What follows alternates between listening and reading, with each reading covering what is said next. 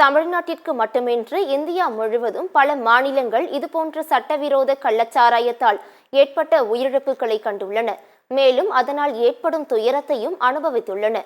அதில் சில மறக்க முடியாத சம்பவங்களை இந்த தொகுப்பில் காணலாம்.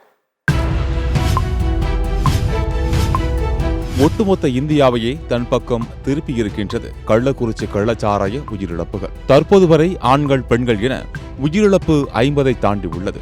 100க்கும் மேற்பட்டோர் மருத்துவமனைகளில் சிகிச்சையில் உள்ளனர்.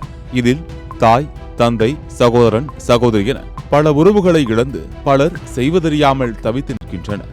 இதன் காரணமாக கள்ளக்குறிச்சி மாவட்டமே கண்ணீர் கடலில் மூழ்கியுள்ளது. தமிழ்நாட்டிற்கு மட்டுமின்றி பல மாநிலங்களும் இதுபோன்ற சட்டவிரோத கள்ளச்சாராயத்தால் ஏற்பட்ட உயிரிழப்புகளை கண்டுள்ளன. மேலும் அதனால் சொல்ல முடியாத பல துயரத்தையும் அனுபவித்துள்ளன. தங்களது விலைமதிக்க முடியாத இன்னுயிரையும் உடல் உறுப்புகளையும் இந்த கொடிய கள்ளச்சாராயத்தால் பலர் இழந்திருக்கின்றனர். இவ்வாறு பல சம்பவங்கள் இந்தியா முழுவதும் காலம் காலமாக அரங்கேறி காலச்சக்கரத்தில் மறையாத கரும் புள்ளிகளாக மாறியுள்ளது. இதில் சில மறக்க முடியாத சம்பவங்களை இந்த தொகுப்பில் காணலாம். 1981ஆம் ஆண்டு கர்நாடகாவின் பெங்களூருவில் 308 பேர் கள்ளச்சாராயம் குடித்து உயிரிழந்தனர். இதுவே இந்திய வரலாற்றில் பதிவான அதிகபட்ச உயிரிழப்பாக உள்ளது. கேரள மாநிலம் வைப்பின் பகுதியில் 1982ஆம் ஆண்டு செப்டம்பர் மாதம் 30ஆம் தேதி கள்ளச்சாராயம் அருந்தியதில் 72 பேர் உயிரிழந்தனர். 63 பேர் கண் பார்வை இழந்தனர். சுமார் 650 குடும்பங்கள் வறுமையில் தள்ளப்பட்டது. 1991ஆம் ஆண்டு நவம்பர் மாதம் 5ஆம் தேதி தலைநகர் டெல்லியில் சாராயம் குடித்து 199 பேர் உயிரிழந்தனர். இதனையடுத்து 1992ஆம் ஆண்டு மே மாதம் ஒடிசா மாநிலம் கட்டாக் பகுதியில் கள்ளச்சாராயம் அருந்திய 200 பேர் உயிரிழந்தனர். தமிழகத்தில் 2001ஆம் ஆண்டு கடலூர் மாவட்டம் பண்ருட்டியில் கள்ளச்சாராயம் குடித்து 53 பேர் உயிரிழந்தனர். 100க்கும் மேற்பட்டோர் கண் பார்வையை பறிகொடுத்தனர். இதன் வடு ஆறுவதற்குள் ரெட்ஹில்ஸ் அருகே கோட்டூர் உள்ளிட்ட இடங்களில் 30க்கும் மேற்பட்டோர் இதேபோல் கள்ளச்சாராயம் அருந்தி உயிரிழந்தனர். 2004இல் மகாராஷ்டிர மாநிலம் மும்பையின் புறநகர் பகுதியான விக்ரோலியில் சட்டத்திற்கு புறம்பாக விற்கப்பட்ட கள்ளச்சாராயம் அருந்திய 2 பெண்கள் உட்பட 87 பேர் உயிரிழந்தனர். கர்நாடகா மற்றும் தமிழ்நாட்டு எல்லையில் அமைந்துள்ள ஆனைக்கல் என்ற பகுதிகள் 2008ஆம் ஆண்டு மே மாதம் கள்ளச்சாராயம் குடித்ததில் 180 பேர் உயிரிழந்தனர்.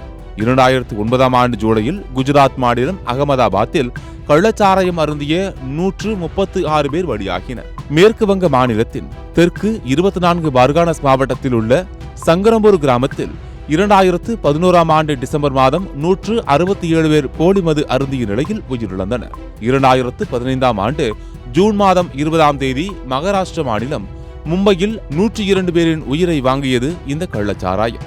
2019ஆம் ஆண்டு பிப்ரவரி மாதம் அசாம், உத்தரப்பிரதேசம் மற்றும் உத்தரகாண்ட் ஆகிய மாநிலங்களில் கள்ளச்சாராயம் அருந்திய 184 பேர் உயிரிழந்தனர். பஞ்சாப் அமிர்தசரஸ் பகுதியில் 2020ஆம் ஆண்டு ஜூலை 29ஆம் தேதி கள்ளச்சாராயத்தை அருந்தியதால் 121 பேர் உயிரிழந்தனர். 2022ஆம் ஆண்டு ஜூலையில் குஜராத் மாநிலம் பாவ்நகர் மற்றும் அகமதாபாத்தில் கள்ளச்சாராயம் குடித்த 42 பேர் பரிதாபமாக உயிரிழந்தனர்.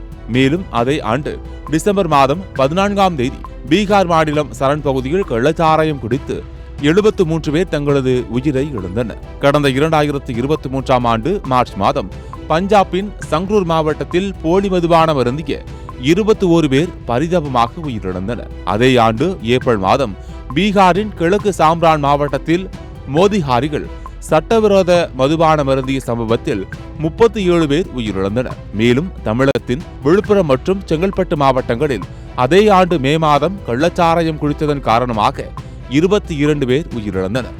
தற்போது தமிழ்நாட்டின் கள்ளக்குறிச்சியில் கள்ளச்சாராயத்தை அருந்திய 50க்கும் மேற்பட்டோர் உயிரிழந்துள்ளனர். மேலும் பலர் ஆபத்தான நிலையில் மருத்துவமனைகளில் அனுமதிக்கப்பட்டுள்ளனர். இதனால் உயிரிழப்பு மேலும் அதிகரிக்கும் என சொல்லப்படுகின்றது. இவ்வாறு கள்ளச்சாராயம் குடித்து உயிரிழந்தவர்களில் பெரும்பாலானோர் தினக்கூலி தொழிலாளர்கள் என்பதுதான் இதில் வேதனையான உண்மை. இது போன்ற சம்பவங்கள் அரங்கேறும்போது மட்டும் அரசு நடவடிக்கை எடுத்தால் போதாது, தொடர்ந்து கண்காணித்து தீவிர நடவடிக்கை மேற்கொள்ள வேண்டும். அப்போதுதான் இது போன்ற அவலங்கள் அரங்கேறாமல் இருக்கும் என்கின்றனர் பொதுமக்கள் மற்றும் சமூக ஆர்வலர்கள்.